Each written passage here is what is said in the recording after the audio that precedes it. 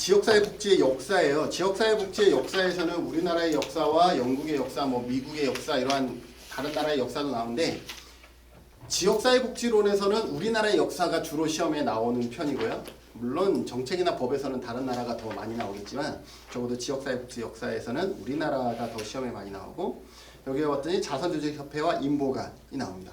사실 자선조직협회와 인보관은 다른 과목에서 한 3번, 4번 정도 중복돼서 언급되어지는 그러한 내용이죠.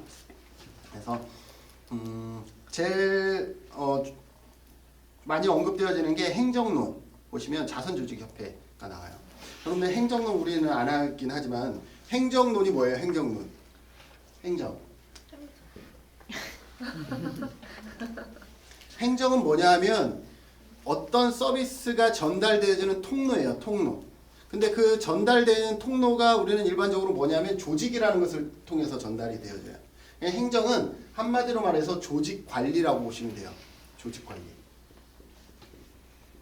행정론은 처음부터 끝까지 뭘 얘기하냐면 조직을 운영하는 데 필요한 내용을 행정론에서 다 배우는 거라고 보시면 돼요. 인사에서부터 예산까지 전부 다 행정론이다라고 보시면 돼요. 근데 행정이 필요한 거는 왜 필요하냐? 조직이 있기 때문에 행정이 또 필요한 거죠. 그러면 행정론은 우리가 법제로는 내일 법제론 배울 건데 법제로는 역사가 어디서부터 시작되어져요? 엘리자베스 구빈법부터 시작해요. 왜 엘리자베스 구빈법이냐면 빈곤의 책임이 국가에게 있다라고 최초로 명시하는 법이 엘리자베스 구빈법이기 때문에 구빈법부터 우리는 법제론을 공부해요. 그러면 행정론은 어디서부터 공부하느냐라는 거죠. 역사 중에. 이 자선조직협회에서부터 시작됩니다. 그 전에 거는 안 해요. 행정론은. 왜 그러면 자선조직협회부터 시작하느냐? 행정론은 조직을 관리하는 것이 주 행정이잖아요. 그러니까 자선조직협회라고 조직이라는 것이 처음 나오는 게 자선조직협회예요. 이 조직이라는 것이 결성되어지면 이 조직을 어떻게 운영할 것인가에 대한 다양한 뭐 인사라든지 명령이라든지 이런 것들이 이제 필요하죠. 그게 행정인 거죠. 그래서 행정론은 어디서부터? 자선조직협회부터 시작한다라고 보시면 되겠어요. 그러면 우리는 자선조직협회와 인보관을 이제 구분할 수 있어야 되는데 이 자선조직협회는 언제 만들어지냐 하면 언제 만들어져요? 1860년대, 70년대, 80년대에 만들어져요. 그러면 1800 우리가 법제론을 내일 배울 건데 법제론을 보면 엘리자베스 구빈법이 1601년이고 쭉 나가서 1834년에 개정구빈법을 만들어요. 신빈민법 같은 거예요. 이게 만들어지는데 이게 어떤 거냐면 그동안 점점 구빈의 혜택이 증가하다가 구빈세가 너무 부담스러우니까 이것을 다시 막는 것이 개정구빈법이에요. 그러니까 개정구빈법은 빈자들에게는 약간 불리한 법이에요. 신이라는 단어가 들어가서 더 좋은 것 같지만 더 나쁜 그런 거죠. 자, 빈자들에게 불리해져요. 그러면 이 가난한 사람들이 이제 어떻게 하겠어요? 이 사이에 가난한 사람들이 도시로 이동합니다. 도시로. 여기에 가면 이게 산업화가 이루어지면서 도시로 이주하고 도시에 가면 일자리가 있을 거라고 생각해서 갔는데 여기에도 일자리를 찾는 사람은 극소수이고 나머지는 뭐냐면 도시 빈곤자들이 되는 거예요. 이 도시 빈곤자들이 늘어나니까 이들을 도와줄 누가 생겨요? 자선단체들이 생기는 거죠. 자선단체들이 하나가 아니라 여러 개가 생깁니다. 그죠? 자선단체는 누가 만들었을까요? 상류층이 만들었어요. 상류층이. 돈이 있어야 자선 가능하니까 상류층이 이렇게 여러 개를 만드는데 이렇게 도와주다 보니까 어떤 문제가 있냐면 중복구호의 문제가 있어요. 그래서 안 되겠다. 우리가 이제 어떻게 자선 단체를 조직해야 되겠다. 그래서 자선 조직협회다라고 보시면 돼요. 이러한 것들을 이제 조직하는 거죠. 그래서 이제는 예전에는 이러한 행정도 없고 이러니까 약간 형식 없이 이렇게 했다가 중복구호라든지 이런 게 발생하면 어떤 문제가 생기냐면 도와줘도 고마워하지 않아요. 우리 처음에 김치 한 박스 갖고 오니까 너무 고마워서 고맙습니다 그랬는데 일주 됐더니 또 김치 누가 또 갖다 주고 또 공동목에서 또 김치 갖다 줘. 세 번째 갖다 줄 땐 고맙습니다 할까요 안 할까요? 안 하죠. 그런 문제가 발생하니까 이들이 뭔가 이상하다. 우리가 체계를 좀 갖춰야 되겠다. 그래서 만들어진 게 자선조직협회다라고 보시면 돼요. 이 자선조직협회에 최근에 좀 시험에 나오는 게 주요 이념이 나옵니다. 자선조직협회의 주요 이념은 적자생존 사회진화론입니다. 그래서 적자 생존과 사회 진화론 기억하시고, 자선조직협회는 이 사람들은 받는 사람이잖아요. 이 사람들은 왜 도움이 필요해요? 이 사람들이 무능하고 나태하기 때문에 그래요. 무슨 말인지 아시겠어요? 그래서 이 사람들은 자기네는 상당히 성실하고 열심히 살았기 때문에 돈이 있고, 이 사람은 무능하고 나태하다라는 기본 전제를 깔고 있는 거예요. 그래서 사회 문제의 근원은 뭐냐면 개인의 속성인 거예요. 개인이 어떻게 한 거예요? 무능하고 나태하기 때문에 도움이 필요한 거다라고 보시면 돼요. 참여자는 누가 참여하죠? 상류층이죠. 왜? 돈이 있어야만이 가능한 게 거기 때문에 상류층이 주요 참여자가 되는 것이고, 사회 문제의 접근 방법은 빈민들을 개조하거나 상황의 역진적인 면을 수정하고자 합니다. 서비스 제공 시 역점을 두는 것은 뭐냐면 기관들의 서비스 조정이에요. 기관들의 서비스 조정 맞죠? 이들이 뭐예요? 중복구호를 이제 조정하는 거죠. 너네 김치 갖다 줬어? 그럼 우리는 안 갖다 줄게. 우리는 대신 쌀 갖다 줄게. 뭐 이렇게 하면서 서비스의 조정이고요. 그 다음에 활동 내용을 보면 이 사람들이 받았는지 안 받았는지를 파악하려고 그러면 누가 필요하냐면 사회복지사가 필요한 거예요. 그 사회복지사가 누구냐면 우회방문원이에요. 우회방문원. 그래서 우회방문원은 최초의 유급 사회복지사다라고 보시면 돼요. 최초의 유급 사회복지사인 우회방문원이 가정을 방문해서 그 가구의 실태를 파악하는 거죠. 그래서 쌀이 필요한데 얼마나 필요한지 이런 것들을 조사하는 사람이 우회방문원이다라고 보시면 되고, 그 다음에 그래서 사회복지사 사례관리의 모태가 됐다라고 맨 마지막에 되어 있고, 그 다음에 중요한 것이 뭐냐면 개별 사회사업의 효시다라고 적어주시면 되겠습니다. 개별 사회사업의 효시다. 그 개인들의 문제, 개인들의 실태를 파악하는 데 초점을 뒀기 때문에 개별 사회사업의 효시다라고 얘기를 합니다. 반면에 인보관 운동. 그래서 자선조직협회는 어디서 시작하냐면 영국 런던, 그 다음에 미국의 버팔로에서 시작합니다. 반면에 인보관은 어디서 시작하냐면 영국의 토인비 홀, 미국의 헐하우스. 인보관은 다행히 전부 다 히읗자 들어가요. 토인비 홀, 헐하우스. 그런데 하우스가 영어 단어인 건 우리가 너무나 잘 아니까 헐하우스는 미국이다. 이렇게 하시면 되겠죠. 영국은 토인비 홀, 미국은 헐하우스. 이렇게 기억해 두시면 되겠습니다. 히읗자가 들어간 거는 인보관이다. 그래서 주요 이념 기억합시다. 자유주의, 급진주의, 계몽주의. 그래서 계몽주의, 자유주의, 급진주의. 어쨌든 세 가지를 기억하시면 되겠습니다. 그래서 계몽주의, 자유주의, 급진주의 하면 이건 인보관이다라고 보시면 되고, 사회 문제의 근원은 환경적인 요소예요. 환경. 개인이 무지하고 나태해서가 아니라 이거는 환경 시스템의 문제이다라는 거예요. 내가 노력해도 예를 들어서 지금 어르신들, 할머니, 할아버지들은 젊은 친구들이 돈이 없는 것을 쟤네들이 나태하다라고 생각할 수가 있어요. 왜냐하면 옛날에는 노력하면 다 됐거든. 근데 지금의 환경은 노력해도 돼요, 안 돼요? 안 되는 환경이죠. 그러면 지금 청년들의 가난함은 그들의 개인의 무지와 나태해 있는 것이 아니라 뭐예요? 환경적인 요소이다 라고 보는 것이 인보관적 관점이다 라고 보시면 되겠습니다. 참여자는 누구냐면 대학생들하고 지식인층이에요. 지식인층. 왜냐하면 여기에서 주요 그 다음에 접근 방법이 뭐냐면 빈민들과 같이 거주하면서 그들의 생활을 어느 정도 동정하고 기존의 사회 질서를 비판한다 그랬는데, 주요 개입 방법이 뭐냐면 교육이에요. 교육. 계몽 사업을 많이 합니다. 계몽. 그래서 계몽을 하려고 그러면 뭐예요? 그런 어떤 계몽적인 사상과 지식이 있어야 되잖아요. 그래서 주 대상자는 대학인, 지식인층이 주 대상자다라고 볼 수가 있는 것이죠. 그리고 이들은 서비스, 아까 자선조직협회는 서비스의 조정이 역점이라 그러면 인보관은 서비스 제공, 직접 서비스를 제공하는 것이 더 중요한 사업이다라고 얘기를 하고 있습니다. 그래서 여기에 보면 사회 개혁적인 면을 강조하고 있고 입법 및 행정적 혁신까지 포함하고 있습니다. 왜? 그게 안 돼 있기 때문에 그러한 것들이 전부 다 환경적 영향을 주고 있기 때문에 법을 바꿔야 된다라는 것이 사회 계몽의 어떤 접근 방법이다라고 보시면 되고, 잘못된 아동 노동이나 여성 노동 이런 것들을 반대하는 이러한 운동들을 같이 하고, 전체적으로 인보관 운동은 집단 사회 사업의 효시다라고 볼 수가 있습니다. 아까 자선조직협회는 COS, 자선조직협회는 개별사회사업의 효시, 인보가는 집단사회사업의 효시. 큰 틀에서 비교되겠어요? 네. 네. 그래서 이념은 최근에 좀 시험에 나오니까 자선조직협회는 적자생존 사회진화론, 인보가는 계몽주의, 자유주의, 급진주의. 그리고 주 대상은 서비스 제공자는 자선조직협회는 상류층, 인보가는 지식인, 대학생. 문제의 초점은 자선조직협회는 개인의 나태함에 있고 인보가는 환경적 요인에 있다라는 것. 뭐 이런 것들 개별 사회 사업이나 집단 사회 사업 이런 것들을 여러분들이 기억해 주시면 되겠습니다. 이거는 어디서든지 한 영역에서 확실히 공부해 버리면 나머지는 그냥 지나가도 되잖아요. 그래서 그렇게 가시면 좋고, 이제 영국의 지역사회 복지 역사입니다. 영국의 지역사회 복지 역사도 마찬가지 법제나 이런 데서 중복해서 나오는 영역이죠.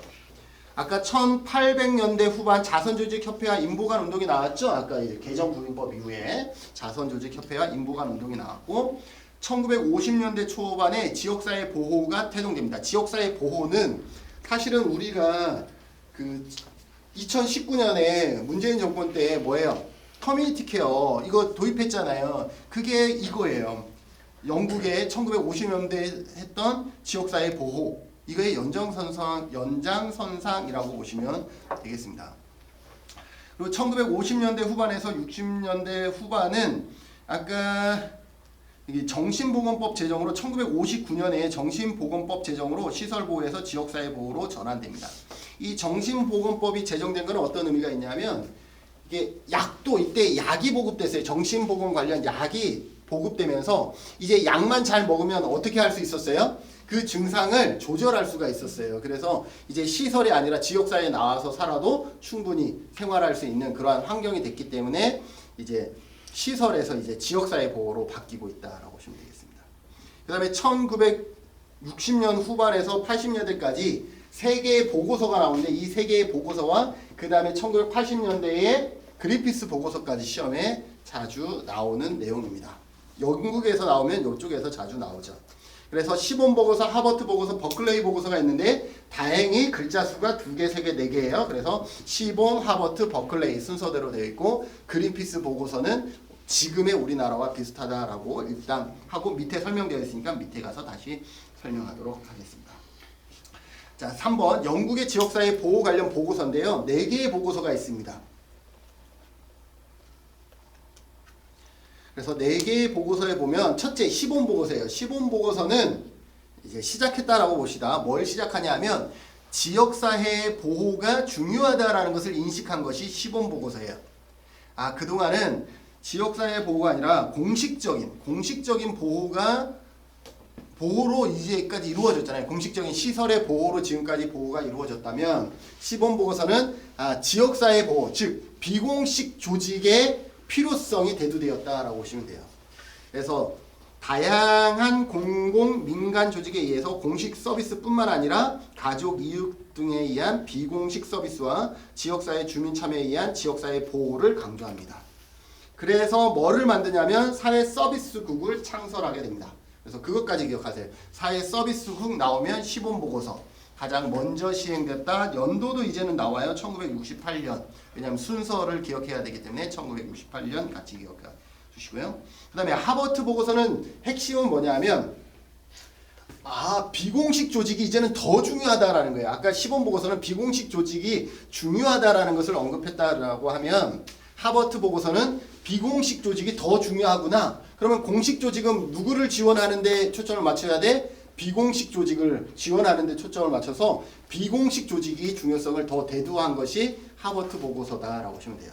그래서 공공과 민간 서비스의 주요 가업은 비공식 보호를 지원함으로써 클라이언트의 긴급한 욕구를 충족시키는 것으로 간주하고 있다. 그래서 비공식 조직, 비공식 보호가 더 중요하게 대두되어진 것은 하버트 보고서. 그럼 버클레이 보고서는 뭘 얘기하겠어요? 아니야. 공식적인 보호와 비공식 보호가 둘 다 중요해. 같이 중요해. 협력적 파트너십이 이루어져야 돼. 이렇게 얘기한 것이 버클레이 보고서다라고 보시면 돼요. 그래서 버클레이 보고서는 비공식 보호 서비스와 공식 보호 서비스의 파트너십을 강조했다라고 보시면 돼요. 그래서 시범 보고서 비공식 조직의 보호가 중요하다라는 것을 언급하고 하버트 보고서 비공식 보호가 더 중요하다. 그래서 공식은 비공식을 지원하는데 초점을 맞춰야 된다. 버클레이 보고서 아니야 둘 다 중요한 거였어 라고 얘기를 하는 것이죠. 그 다음에 그리피스 보고서는 1988년 우리 88 서울 올림픽 때 만들어지는데 이 그리피스 보고서는 지금의 우리나라의 모습과 비슷하다라고 보시면 돼요. 지방자치를 얘기를 합니다. 이 지방자치라는 것은 뭐냐면 지방정부의 책임과 역할을 더 중요시하는 것을 말하죠. 그래서 그리피스 보고서는 지방정부의 역할을 강조하고 있습니다. 자, 그럼 봅시다. 첫째, 지역사회 보호를 위한 권한과 재정을 지방정부에 이양할 것. 두 번째, 서비스의 적절성 확보를 위해서 케어 매니지먼트 강조. 케어 매니지먼트 기억하시고요. 그 다음에 지역사회 보호 실천 주체의 다양화. 지금 우리나라가 지금 이렇게 다양화 가고 있거든요. 국가에서 지역사회 그 다음에 사회적 경제도 다양화하는 거잖아요. 사회적 경제 이런 건 다양한 주체로 확대되어지고 있는 것을 얘기하고 지방정부의 서비스 구매 조정자의 역할을 강조한다. 근데 지방정부의 권한을 강조하지만 지방정부는 뭐를 하지 않아요? 지방정부는 직접 서비스를 제공하는 역할에 참여하진 않습니다. 서비스에 뭐만 해? 서비스를 구매하고 조정하는 역할. 서비스를 직접 제공하는 것은 아니다. 그럼 시험에는 그렇게 나오겠죠? 그리피스 보고서에서 어때요? 지방정부의 역할을 강조한다. 또 쭉 내려와서 지자체가 직접 서비스를 제공하는 것을 중요시한다. 이렇게 하면 마지막에 틀린 답이죠. 지방정부는 직접 서비스를 제공하는 것은 아니고 지방정부는 무슨 역할을 한다? 서비스를 구매하고 조정자의 역할을 한다. 기억해 두셔야 되겠습니다. 이렇게 하면 4개의 보고서도 크게 어렵지 않게 여러분들이 기억할 수 있으리라 생각이 되었습니다. 그래서 4개의 보고서, 시범 보고서, 하버트 보고서, 바클레이 보고서, 그 다음에 1988년에 그리피스 보고서. 그리피스 보고서는 지방정부의 권한과 책임을 강조하고 있다라고 보시면 되겠습니다. 자, 미국의 지역사회복지의 역사. 사실 미국의 지역사회복지 역사는 우리 지역사회복지론에서는 거의 나올 일이 없지만 법제론이나 다른 과목에서 어차피 중복되기 때문에 한번 들어가 보시면 마찬가지예요. 미국도 마찬가지 산업화로 인해서 가난한 사람들이 이주하기 시작해요. 도시로. 마찬가지 도시 빈곤자들이 늘어납니다. 그러면 저 문제를 해결하기 위해서 마찬가지 미국도 영국보다 한 20년 후에 인보관과 자선조직협회와 인보관이 만들어지는 거죠. 어디서 만들어져요? 헐하우스가 인보관이라고 얘기를 했죠. 헐. 히읗자가 들어가고 하우스, 제일 우리가 쉽게 배우는 영어 단어였죠. 자, 그래서 1890년대에서 1890년대에서 1910년대 보면 각종 사회 문제가 발생하는 게 그게 이것을 얘기를 한 거고요. 이러한 사회 문제를 얘기를 한 것이고, 그래서 자선조직협회와 인보관 운동이 발생했습니다. 1920에서 50년대 보면 여기는 상당히 역사적인 일들이 많이 나오는데 1929년 10월 24일 뭐예요? 검은 목요일이라 그러죠. 미국의 경제공황이 발생합니다. 미국의 경제공황.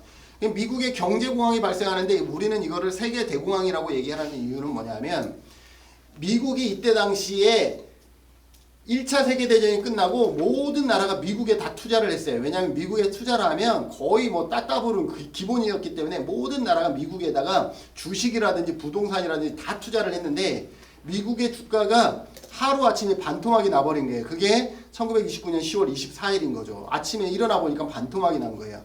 그래서 이거는 미국의 경제공황인데 미국의 모든 나라가 투자하다 보니까 모든 나라가 전부 다 한꺼번에 뭐 했어요?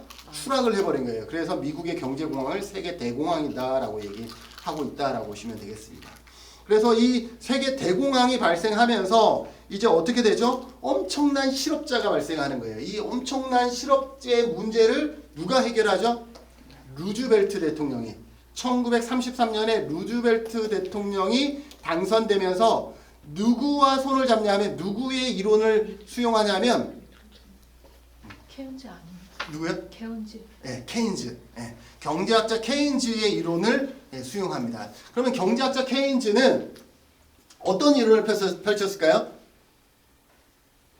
유효수요 이론이에요. 유효수요.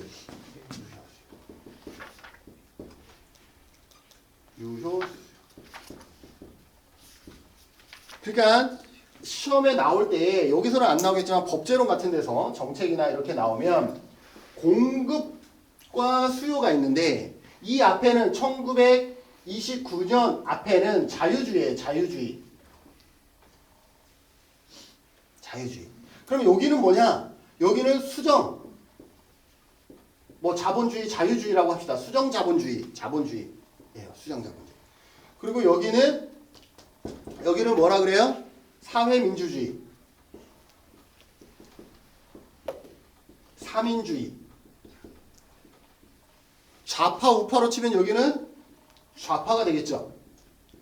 여기는 우파가 돼요. 이게 언제까지 가냐면 언제까지 가죠? 여기에서 1973년 석유파동, 오일쇼크 이거로 가면서 이 이론이 이제 막을 내리게 돼요. 그래서 나오는 게 누구냐면 영국의 대처. 그죠? 이 사람이 펼친 게 뭐냐면 신자유주의예요. 다른 말로 신우파. 우파인데 여기 자유주의. 자유주의인데 신이 들어갔잖아요. 그래서 신우파가 되는 거예요. 그래서 신우파와 신자유주의 같다라고 보시면 돼요. 그래서 이렇게 되는데 그래서 지금 요 부분을 얘기를 하는 거죠. 그래서 아까 세계 대공황이 직면하고 루즈벨트 대통령이 경제학자 케인즈는 유효수요 이론을 따르는데 유효수요 이론은 뭐냐 하면 수요를 늘려야 돼. 그래야 물건을 생산할 수 있는데 수출이 돼요 안 돼요? 수출 안 돼. 왜냐면 세계 대공황이니까 다른 나라도 시청됐기 때문에 살지 않아. 내부 수요 있을까요? 없을까요? 우리나라 사람들도 전부 다 일을 못하고 있기 때문에 돈이 없어요. 물건을 사지 않아요. 그러니 수요 자체가 없어. 그러면 어떻게 해야 되느냐? 유효한 수요를 늘려야 되는데 그게 뭐였냐면 여기서 보면 국책 사업이었어요. 항만, 댐 이러한 것들, 철도 이러한 것들을 공사를 하는 거예요. 이 공사를 하니까 누가 필요해요? 사람이 필요해요. 노동자가 필요해요. 노동자가 일하니까 돈을 받아요. 돈을 받으니까 이 사람이 뭐예요? 수요. 물건을 사게 돼요. 물건을 사려고 그러니까 이제 뭐예요? 공장이 가동되어져요. 이렇게 했더니 이게 사이클이 돌아가잖아요. 이렇게 하면서 경제를 살리는 게 경제학자 케인즈의 유효수요 이론이다라고 보고 이렇게 한 바퀴 돌아 처음에 투자한 예인데 이렇게 한 바퀴 돌아가니까 이 효과가 더 커져서 이거를 승수효과라고 하는 거죠. 승수효과. 이게 경제학자 케인즈의 이론이다라고 보시면 돼요. 그래서 여기에서는 여기를 복지국가라 그래요. 여기서부터 여기까지를 복지국가 시대라 그러는데 복지국가 시대에는 뭐를 컨트롤했어요? 수요를 컨트롤하는 거예요. 수요를 조정함으로써 복지국가를 형성했다 그러면 얘는 뭐 중심일까요? 여기는 공급자 중심이에요. 공급자 중심. 내가 기업인데 내가 생산을 늘리면 단가를 낮출 것이고 내가 단가를 높이고 싶으면 생산을 하지 않아 버리는 거예요. 이게 여기는 공급자 중심이라 그러면 여기는 수요자 중심이다라고 볼 수가 있는 거죠. 그래서 이러한 큰 틀을 가지고 있다라고 보시면 돼요. 다시 이쪽으로 오면 1935년에 루즈벨트 대통령이 뉴딜 정책에 의해서 사회보장법이 도입되면서 공공복지 사업이 확대됩니다. 뉴딜 정책은 성공했을까요? 실패했을까요? 1차 뉴딜 정책은요 실패합니다. 1차 뉴딜 정책은 어떤 거냐면 여기에서 여기로 넘어갔어요. 자 봐봐요. 이런 것들을 한다라는 것은 어떤 거냐. 여기는 자유주의였는데 여기는 자유주의보다는 미국 하면 자유가 기본이긴 하나 자유보다 이제 뭐를 하냐면 국가의 권력을 더 키워나가는 거예요. 국가의 권력을 키워서 이런 사업들을 하는 거예요. 자유에 맡기지 않고. 그러니까 여기에서는 이쪽에서는 자유주의지만 여기에서는 국가의 개입을 인정하는 거예요. 여기서는 국가가 어떻게 해요? 적극적으로 시장에 개입하는 거예요. 시장에 개입. 그래서 뉴딜 정책의 1차 뉴딜 정책은 뭐냐면 국가산업부흥법이라 그래서 국가가 산업 현장에 엄청 많이 관여를 하게 돼요. 그런데 이게 법원에서 위헌 판결이 난 거예요. 어떤 것 때문이냐면 국가에서 닭을 판매하는 것을 한 업체에다가 딱 맡겼어요. 자유가 아니라 그렇게 딱 지정을 했는데 이 업체에서 부패한 닭을 팔아버린 거예요. 그러니까 그것이 일파만파 문제가 돼서 이제 국가가 이렇게 국가산업부흥법이 위헌이다라고 해서 이제 국가의 권력을 그렇게 키우는 것이 이제 브레이크가 걸린 거죠.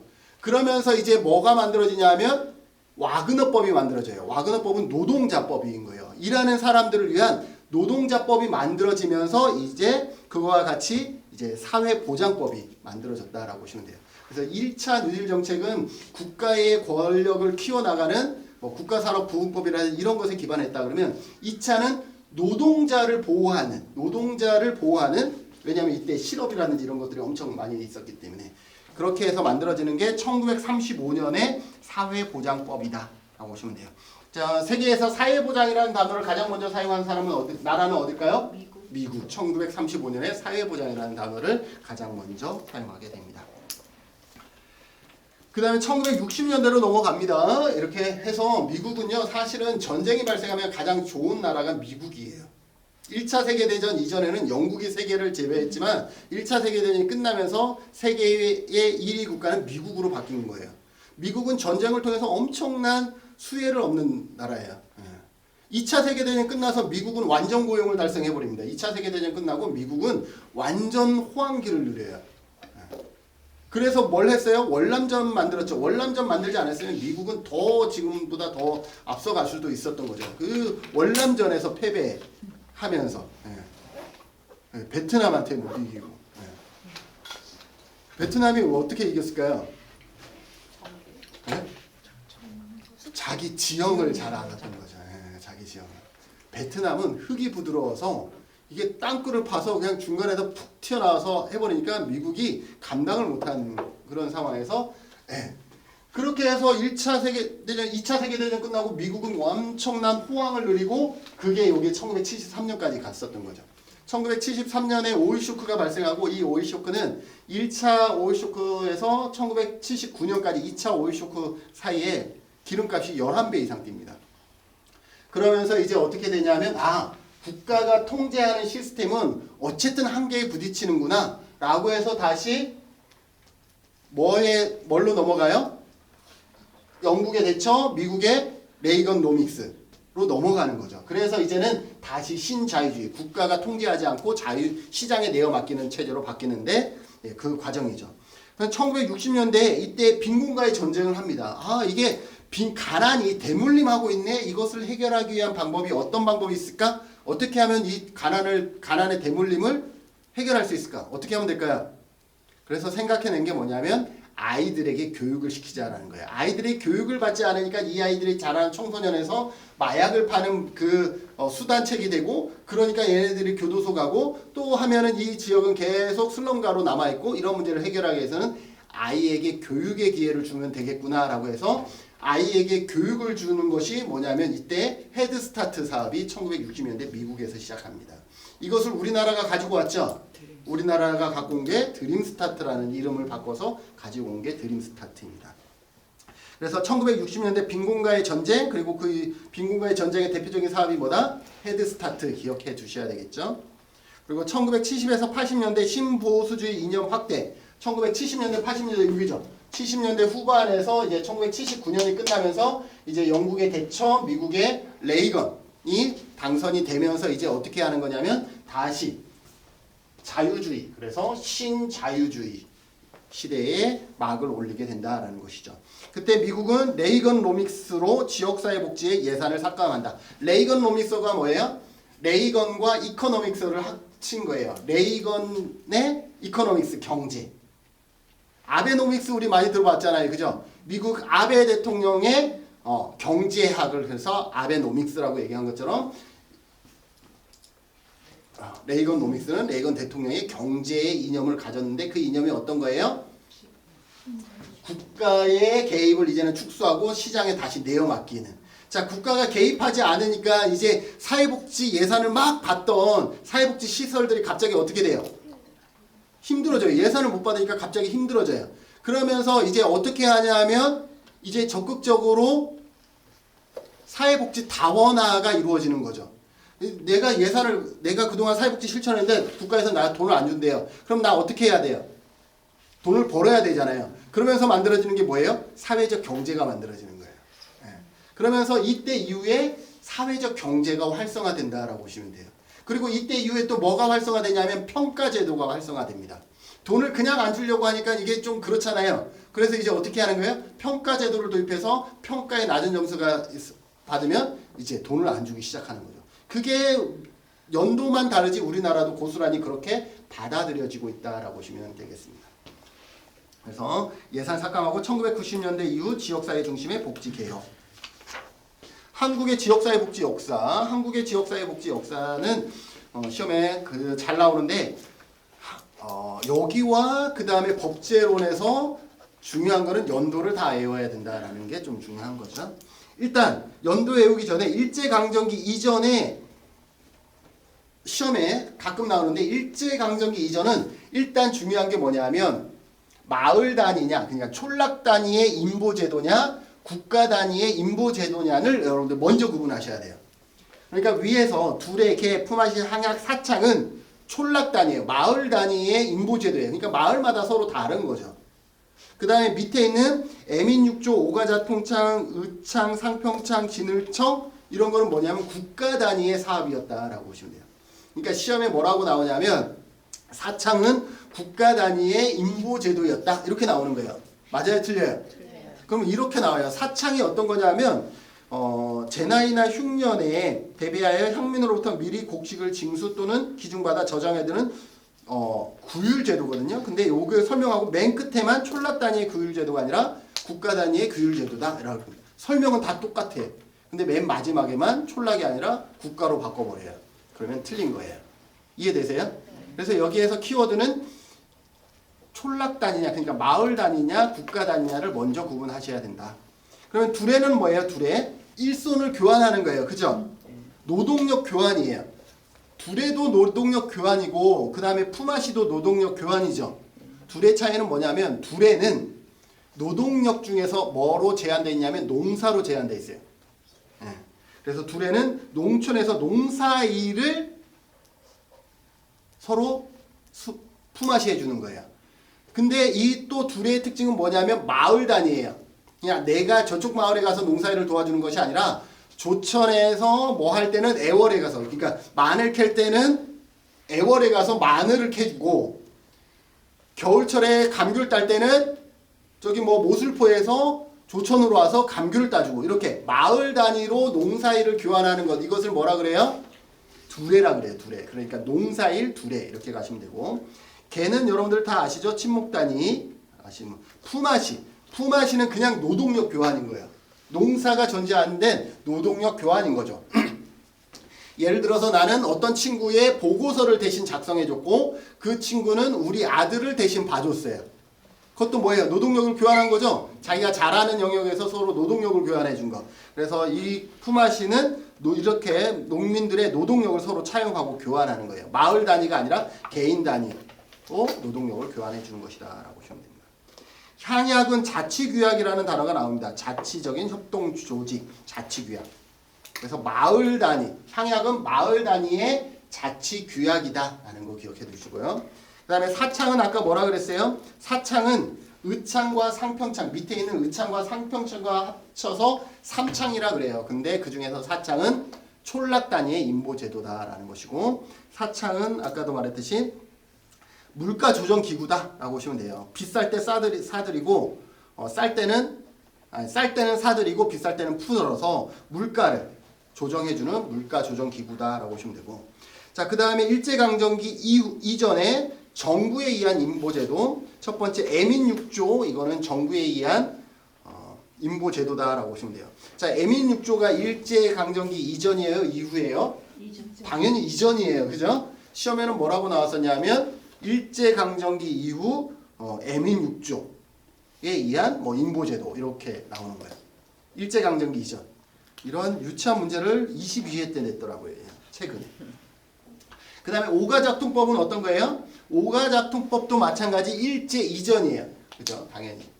오가작통법은 어떤 거냐면 한마디로 말해서 우리 거예요. 뭐 몇 가구를 지정해서 그 몇 가구 안에서의 문제를 그 안에서 스스로 해결할 수 있도록 하는 것이 오가작통법입니다. 그래서 그 구역 내에서 거주하는 모든 성원이 인보상주와 연대 책임으로 서로 돕던 일종의 지방자치제도로 오늘날로 보면 조례라는 단어가 나오면 이거는 뭐다? 오가작통법이다 라고 보시면 돼요. 오가작통법 오늘날로 뭐다? 오늘날의 조례와 같은 것이다. 오늘날의 조례. 그 다음에 의창과 상평창, 진울청도 가끔 시험에 나와요. 의창은 어떤 것이냐면 오늘날의 공공부조예요. 쉽게 얘기하면 쌀을 무상으로 주는 거예요. 의창은 오늘날의 공공부조, 무상으로 제공하기 때문에. 그런 상평창과 진울청이 또 시험에 또 나와요. 상평창은 평자가 들어가 있잖아요. 평상시에. 진울청은 흉자 들어가서 흉년이나 재난시에. 그거를 기억하시면 돼요. 상평창은 고려시대와 조선시대에 흉년에는 백성들을 구별하고 풍년에는 농민들의 손해를 입지 않도록 한다는 정책에서 나온 것인데 이게 뭐 흉년 뭐 이런 거 들어가서 애매한데 시험에는 평상시라고 나와요. 평상시에 이러한 물가를 조절하는 것은 상평창. 그 다음에 흉년이나 재난, 특별히 흉년이나 재난 시에 이 물가를 조절하는 것은 진울청이라고 보시면 됩니다. 이건 무상으로 주는 거 아니죠. 무상으로 주는 것이 아니라 흉년이나 재난 시에 곡물을 풀어서 저렴하게 살 수 있도록 이렇게 해주는 거예요. 아까 무상으로 주는 건 뭐예요? 의창이에요. 의창. 공공부조의 성격인 의창이 무상으로 주는 것이다. 그리고 상평청과 진울청은 평상시의 물가 조정이냐 흉년이나 재난 시의 물가 조정이냐에 따라서 나누어진다. 그리고 동서대비원과 할인서, 해민원이 있는데 동서대비원은 환자 치료가 주요 업무예요. 동서대비원은 치료가 주 업무, 할인서는 치료와 빈민구제를 같이 하는 거예요. 그 다음에 해민서는 한양의 사람들만 혜택을 봤어요. 그래서 한양의 백성들에게만 혜택을 주어주는 그 빈민구제와 치료의 기구였다라고 보시면 돼요. 그래서 이렇게 여러분들이 구분하시되 그나마 시험에 좀 많이 나오는 건 여러분들 아시겠지만 뭐 두레, 뭐 품앗이, 향약 뭐 이런 거고 일제강점기 이전에 정부에 의한 것은 상평창, 진울청 그 다음에 뭐 최근 시험에서는 아까 오가작통법, 애민육도가 아니라 오가작통법이 뭐 일제강점기 이후에 뭐 이런 식으로 해서 나온 기억이 있습니다. 그래서 요 정도 기억하시면 되고요. 상당히 요거는 자세히 설명한 거고 그 다음에 일제강점기의 지역사회복지론 3번 보면 여기에서는 그것만 해봅시다. 1944년에 조선구호령이 선포됩니다. 이 조선구호령은 1961년에 만들어지는 생활보호법의 모체예요. 그러니까 1944년 조선구호령, 1961년에 생활보호법, 1999년에 국민기초생활보장법 이렇게 같은 라인이다라고 보시면 돼요. 자, 그러면 1950년대로 넘어가 볼까요? 1950년에 6.25 전쟁 이후에 외국 원조기관, 외원기관이라 그래요. 외국 원조기관, 외원기관이 만들어지는데 그 다음에 봤더니 1960년대 몇 개, 52년에 7개의 외원기관으로 시작해서 1964년에 몇 개가 되냐면 70개가 넘었어요. 이게 언제 다 사라졌냐면 1970년 말에 외원기관이 우리나라에서 싹 사라집니다. 그래서 그 정도 기억하시면 되겠습니다. 기억하셨나요? 1950년대 전쟁 이후에 외원기관이 들어서고 1970년 말에 외원기관이 싹 사라진다라는 거예요. 1970년대 말 우리나라는 좀 살기 시작했죠? 누구 때문에 좀 살기 시작했어요? 황정민 때문이잖아요. 황정민 때문에. 황정민이 뭐 했어요? 독일의 광부로 가서 했고 거기에 간호사 파견되었고 그 다음에 월남전 참전해서 그 돈으로 우리나라가 경제 시드머니를 만들어낸 거예요. 그래서 황정민 때문에 우리나라에 1970년대 후반 되니까 경기가 어느 정도 북한보다 앞서면서 훨씬 더 이제 앞서 나가기 시작을 했다라고 보시면 돼요. 그 다음에 오늘날의 사회복지관의 전신이라고 할 수 있는 목포 사회복지관이 1962년에 민간에 의해서 설립되었다.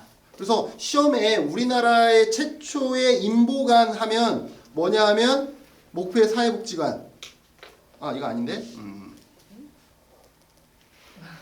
이게 아닙니다. 여기 안 나왔구나. 네네네. 반열방하고 이게 나오는 줄 알았는데 이건 나중에 합시다. 그 다음에 1970년대 새마을 운동이 일어나죠. 1970년대 새마을 운동이 일어났는데 이게 처음에는 농촌 생활환경 개선으로 시작한다라는 거. 근데 이게 나중에 뭘로 바뀌어요? 소득 중대 운동으로 바뀌고 농촌에서 어디로 확산되어져요? 도시까지 확산되어져요. 농촌에서 시작되어지고 소득 중대로 넘어가고 도시까지 확대되었다. 이렇게 여러분들이 기억해 두시면 되겠습니다. 1980에서 90년대의 지역사회복지.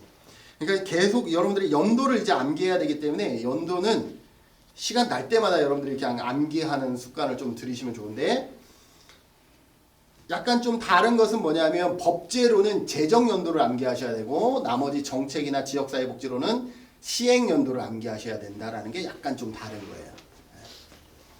그래서 1980년대 보면 1980년대에 정부 주도하에 사회복지관이 설립됩니다. 사회복지관이 설립되는 게 언제냐면 1983년에 1983년, 그래도 기억해 봅시다. 그 다음에 사회복지관 국고보조금 지침이 마련되어지고 사회복지 전문위원이 배치돼요. 사회복지 전문위원은 1987년에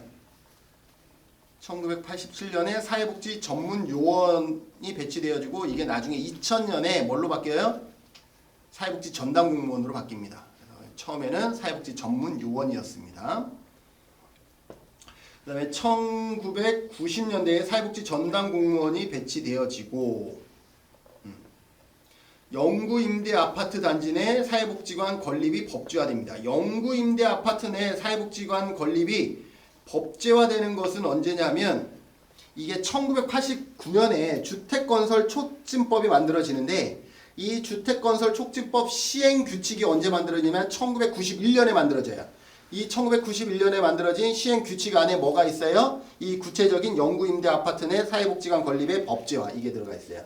그러니까 이게 1990년대, 1991년이라고 보시면 되겠죠? 1991년. 그 다음에 민간 사회복지 전달 체계의 중요성이 강조되어지고 1995년 지방자치제 언제 실시돼요? 1995년. 지방자치 하면 1995년 기억하시면 됩니다. 사회복지 확대, 사회복지 시설 평가제는 1997년. 1997년 기억하시고 이때에 사회복지 사업법이 바뀌었고 최초의 평가는 1999년. 그것도 기억하세요. 사회복지 평가제가 실시되는 것은 법이 바뀐 것은 1997년. 최초로 평가한 것은 1999년. 1997년에 뭐 있었어요? 1997년 IMF 있었어요. IMF 터지니까 이제 우리나라도 어떻게 하겠다라는 거예요. 이제 신자유주의도 도입됐겠다. IMF도 터졌겠다. 이제는 뭐예요? 예산들을 쉽게 주지 않겠다라는 거예요. 그래서 평가제를 통해서 그런 것들을 엄멸히 이제 체크해 나가겠다라고 하는 것이다라고 보시면 돼요. 그래서 1999년부터 평가가 실시되었고, 그 다음에 사회복지 시설 평가제 실시, 시설 설치 신고제, 설립 주체 다양화, 뭐 사회적 경제 막 나오기 시작했죠. 사회복지 공동모금 제도 도입, 이런 것들이 있습니다. 자, 2000년부터는 이제 연도를 조금씩 이제 암기하셔야 됩니다. 자, 국민기초생활보장제도 시행 언제예요? 2000년. 근데 법제로까지 기억하면 1999년 9월 7일 제정됩니다. 이때 만들어져요. 그래서 아까 생활보호법이 1961년에 만들어졌다가 생활보호법이 폐지되고 1999년 9월 7일 국기법이 만들어집니다. 이 9월 7일은 무슨 날인지 혹시 아세요? 9월 7일 사회복지의 날이에요. 사회복지의 날. 그럼 사회복지의 날을 왜 9월 7일로 했을까요? 이 국기법 개정한 날을 기념해서 9월 7일로 했습니다. 그러니까 1999년 9월 7일 국기법이 제정되어지고 2000년에 제1회 사회복지의 날이 만들어지는데 그게 9월 7일로 정한 거예요. 그래서 2000년이 제1회 사회복지의 날인데 그게 그 전년도에 국기법이 제정된 날을 기념해서 9월 7일로 했다라고 보시면 됩니다. 그 다음에 2003년 사회복지사업법이 개정되면서 2003년에 두 가지 일이 있어요. 사회복지사업법이 개정되면서 뭐가 있어요? 지역사회 복지계획 수립을 의무화하고 시군구의 지역사회 복지협의체를 설립 의무화, 요 두 가지를 법에 바꿔놓습니다. 그리고 2003년부터는 사회복지 1급이 시험제가 실시됐죠. 이거는 실시. 그래서 여러분들의 시험은 2025년에 보기 때문에 23회 시험이 됩니다. 자, 2004년에 한시적 분권교부세에서 2015년 보통교부세, 이것도 암기하시려면 암기하시는데, 한시적 분권교부세는 어떤 거냐면 중앙정부에서 지자체에 예산을 줄 때에 돈을 교부해 줄 때에 권역을 나눠서 준 거예요. 통으로 주면 지방정부가 어떻게 쓸지 모르니까 약간 묶어서 준 거예요. 이거는 교육비로 써, 이거는 복지비로 써, 이렇게 해서 묶어서 주는 것을 뭐라 그러냐면 분권교부세예요. 그러다가 2015년에 어떻게 했냐면 통으로 줬어요. 이때부터 그냥 통으로 한목에 주는 거예요. 그러면 도지사가 뭘 하냐면 예전에는 아무리 많이 쓰고 싶어도 초등학교의 예산을 고등학교로 줄 수는 있지만 교육 예산을 복지로 쓸 수가 없었어요. 그러나 이제 보통교부세로 바뀌니까 이제는 교육비를 아예 삭감하고 복지를 늘릴 수도 있고 이러한 상황이 됐다라고 보시면 돼요. 지금은 그래서 보통교부세로 지급받고 있다라고 보시면 되고, 지역아동센터가 아동복지법으로 들어간 게 2004년입니다. 그 전에도 지역아동센터가 있었는데 그때는 사회복지시설이 아니었어요. 근데 2004년에 사회복지사업법이 개정되면서 아동복지법이 개정되면서 지역아동센터가 아동복지시설로 들어갑니다. 그 다음에 사회복지사무소 시범 운영을 하는 건 사회복지사무소 시범 운영이 2004년부터 2006년까지 사회복지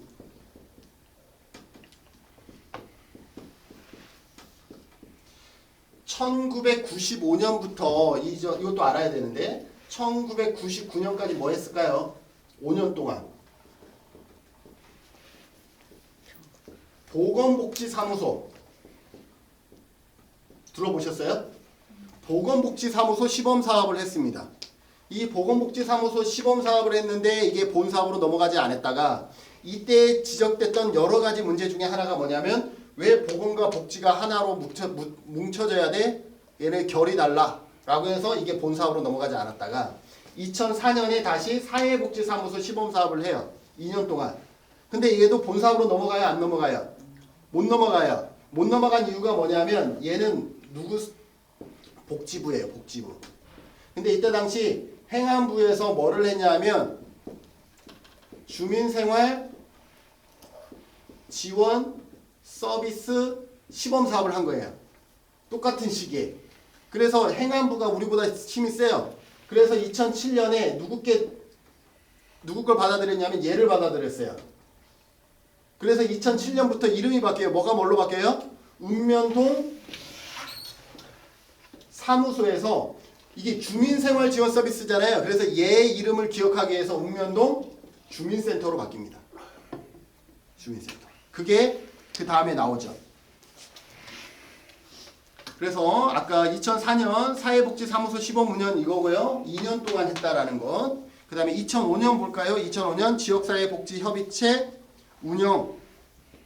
지역사회복지협의체. 아까 2003년에 법이 바뀌어서 지역사회복지협의체를 둬야 된다라고 했죠.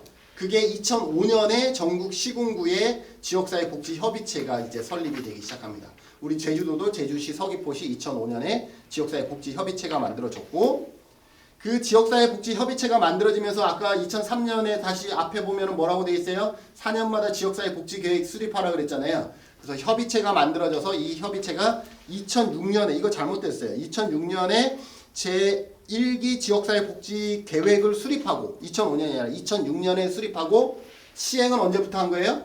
2007년 1월부터 시행한 거예요. 이렇게 되는 거죠.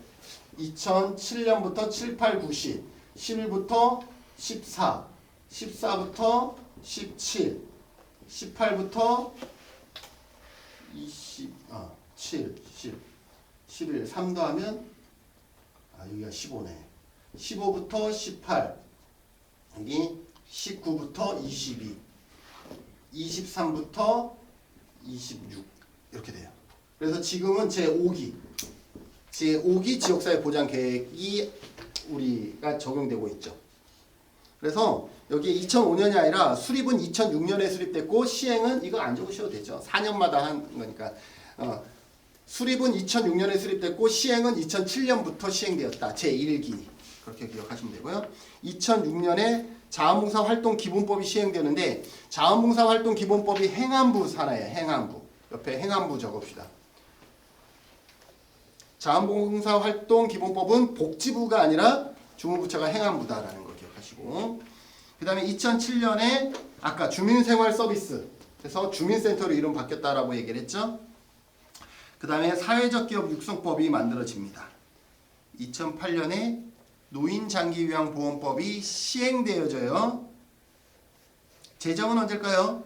법제론이라면 2007년이라고 적혀 있겠죠. 2007년에 노인장기요양보험법 제정, 2008년 시행. 그 다음에 2010년으로 넘어가면 2010년 기억합시다. 2010년에 뭐가 만들어지냐면 사회복지 통합관리망, 사통망이 만들어집니다. 이 사통망을 통해서 뭘 하기 시작해요? 사회복지 통합관리망을 통해서 이제 뭐 하기 시작하냐면 사례관리는 누구 담당이에요? 사례관리는 민간에서 담당했어요. 이제까지 사례관리는 민간에서 계속 사회복지 일에 민간에서 담당했는데 이제 정부에서 뭐를 관리하기 시작했어요? 사회복지 통합관리망이라는 사통망을 관리하기 시작하니까 정부도 이제 어떤 데이터가 있어요?